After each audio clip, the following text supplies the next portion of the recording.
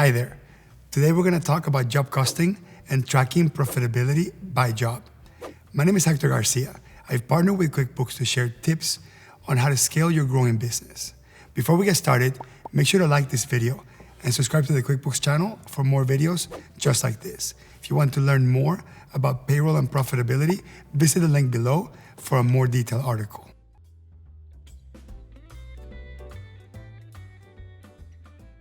As your growing business takes on more jobs, tracking profitability at the job level becomes significantly more complicated. If you have a project-based business, like a construction company, just a handful of unprofitable jobs can kill your entire profitability for the year. Tracking job profitability could be the Achilles heel of a project-based business, mainly because most businesses do not have the foresight to know if a job is going to be profitable or not. That can still be the case even after the job has been completed. Most project managers feel defeated when they find this out after the fact. This is where construction accounting comes in. If you know an ongoing job is creeping into the red, there are still actions you can take to mitigate the risk of it becoming unprofitable. Think about redeploying resources, negotiating material costs, or changing orders to accommodate costs beyond the originally scoped estimates. Needless to say, with job costing, timing is of the essence.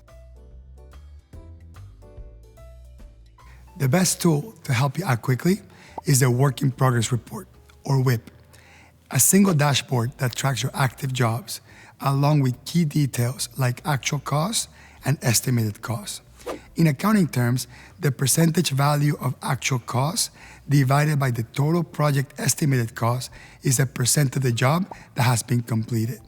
This number can be compared to the observational on-site percent completed based on your understanding of the phase the current job is in. With this, you can quickly assess if you're spending money faster than you are completing jobs in the real world.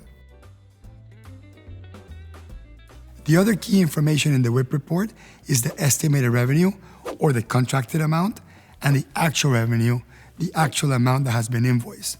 This number lets you know how much of the job has been invoiced to your customers so far.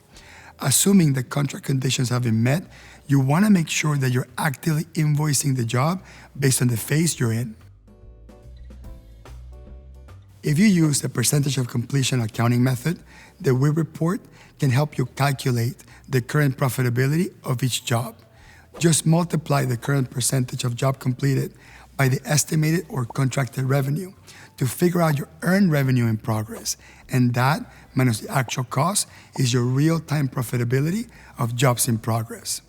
If you use the completed contract method of accounting, you can still use this report for management purposes and it won't affect your accounting.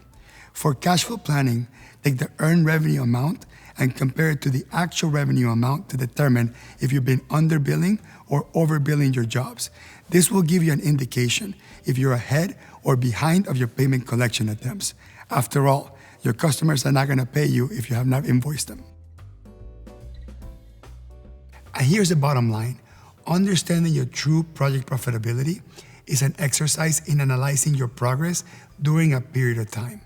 The way you get there is through real-time project management tools that allow you to take control of your projects and steer them towards profitability.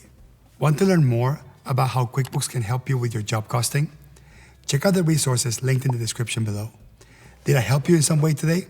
If so, hit the like button and share this video with someone who may find this helpful. Or subscribe to the QuickBooks channel, and thanks for watching.